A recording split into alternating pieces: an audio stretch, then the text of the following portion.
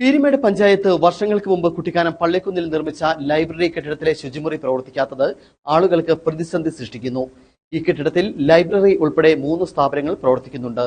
ഇവിടെ എത്തുന്നവർക്ക് പ്രാഥമിക കൃത്യം നിർവഹിക്കണമെങ്കിലടക്കം സമീപത്തെ വീടുകളെ ആശ്രയിക്കേണ്ട ഗതികേടാണ്.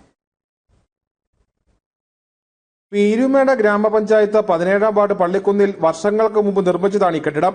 Library, health sub centre, post office അടക്കം ഈ കെട്ടിടത്തിന്റെ വിവിധ ഭാഗങ്ങളിലായി പ്രവർത്തിക്കുന്നു. എന്നാൽ ഈ കെട്ടിടത്തിൽ ആകെയുള്ളത് ഒരു ശുചിമുറി മാത്രമാണ്. ഇതിന്റെ പ്രവർത്തനം അവതാളത്തിലുമാണ്. ഇതിനാൽ ഇവിടെ എത്തുന്ന സ്ത്രീകൾ അടക്കമുള്ളവർ അത്യാവശ്യ സമയങ്ങളിൽ വലിയ പ്രതിസന്ധിയാണ് നേരിടുന്നതും.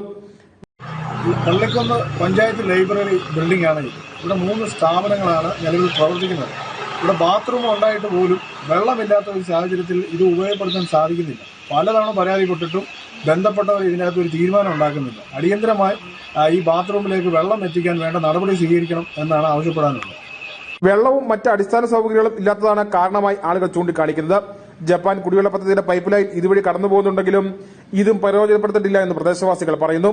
പഞ്ചായത്തിന്റെ നേതൃത്വത്തിൽ ഇവിടുത്തെ ശുചിമുറിയുടെ അറ്റകുറ്റപ്പണികൾ പൂർത്തീകരിച്ച് തുറന്നു നൽകണമെന്ന ആവശ്യമാണ് ശക്തമായിരിക്കുന്നത്. News bureau, Peermade.